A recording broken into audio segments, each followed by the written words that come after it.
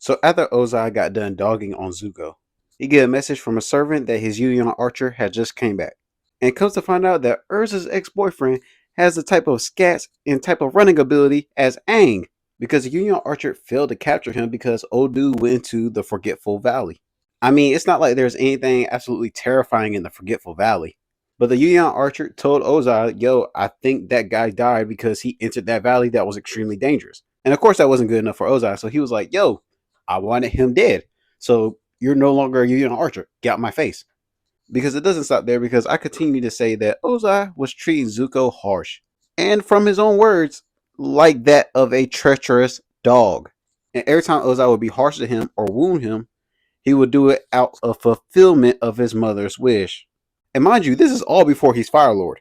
And people still think that he's worth making a redeemable character. No! Like, he's doing all this stuff of his free will and happiness.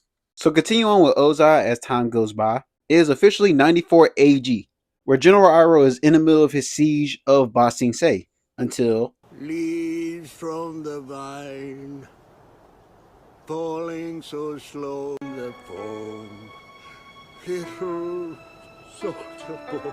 And that causes General Iroh's siege on Ba Sing Se to stop. But Ozai, on the other hand, what does he do when he hears that his brother is in deep depression and distraught after losing his one and only son, who is also his nephew, mind you? Does he A, console his brother during this hard time? Or B, does he spend time with his family consoling the loss of a dear family member?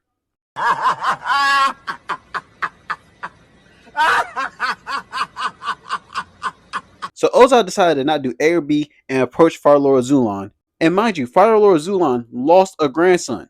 But Ozai is like, I have a kid, he doesn't, so I'm up next. So their Fire Lord Azulon, in disbelief and of course rightfully angry, is furious that Ozai would even ask to be up next for the throne right after Iroh just lost his son. And Azulon lost his grandchild, aka his first grandchild. Like, do y'all not realize how screwed up you have to be to make Fire Lord Azulon? Like I said before, Fire Lord Azulon probably also took part in the Air Nomad genocide. And even he is looking at Ozai like, yo, what is wrong with you? And Fire Lord Azulon thought a good punishment for Ozai was for him to lose his firstborn son, just like Iroh, just so he would know how Iroh feels. I repeat, Fire Lord Azulon thought a good punishment for Ozai was for him to kill Zuko, whom he treats like this on a daily basis. Did I just catch you having fun? So now that y'all are kind of caught up, y'all realize why Zuko's mother did what she did.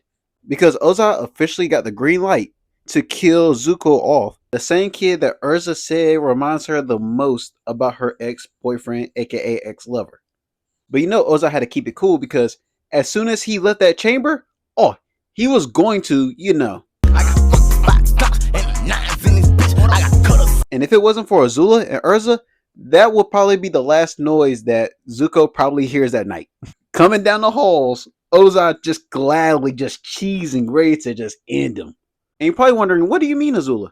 Yeah, Azula was eavesdropping the whole time on Fire Lord Azulon and Ozai's conversation. Then she thought it'd be fun to mess with Zuko. And mind you, woke Zuko up out of his sleep, and she recited every word to a T. Savage, but when I'm on that molly, I feel savage. And that's when Ursa found out and snatched Azula up. And now it's up to Ursa to save Zuko.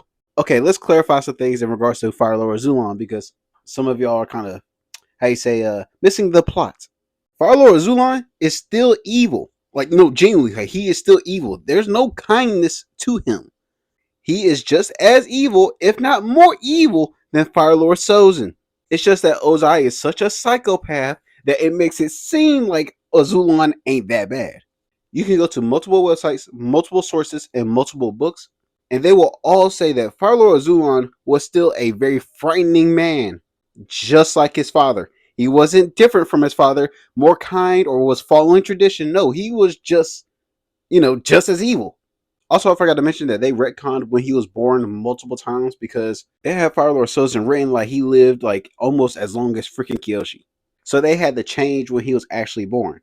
Oh yeah, and by the way, Azulon is the one that Ozai got his obsession with perfection from. Iroh is the only good one. And the reason that I keep saying that Fire Lord Azulon took part in the Air Nomad genocide, because Fire Lord Azulon was the Fire Lord for 75 years straight. And during that reign, they were still conquering different lands and taking out different people and still hunting down air nomads. In case y'all forgot, a nomad is somebody that travels a lot. Why do you think Aang loves to travel so much? Air nomads typically travel. The air nomads are literally the only nation where they're scattered across the 4 points of the maps, and they are constantly on the move.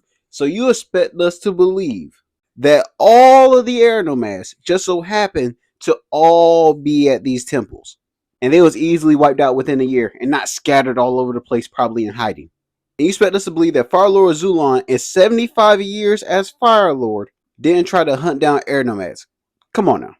But this whole thing isn't about Azulon, it's about his psychotic son Ozai, who has literal pure joy in knowing that he has the green light in killing Zuko, his own son. But with Ursa forcing Azula to tell her what she heard from Fire Lord Azulon and Ozai, so it was up to Ursa alone to step in front of Ozai before he kills Zuko. So she had to do the interception of a lifetime. Throws. Because y'all don't know how much of a big deal this is. Because usually nobody stops Ozai from getting what he wants. And he really wants Zuko dead. But Ursa was able to somehow negotiate, which resulted in sparing Zuko, but she has to poison Fire Lord Azulon, and immediately she will be banished right afterwards, aka causing her to never be close or ever see Zuko ever again. Now, to make Zuko think that she was dead was Ozai's little cherry on top, so Zuko would never go looking for her and able to hurt both of them easily. I know y'all remember that scene when Zuko asked Ozai, "Where is my mother?" And Ozai didn't say a word. Y'all know that he was mad because he didn't get a chance to kill Zuko like he wanted.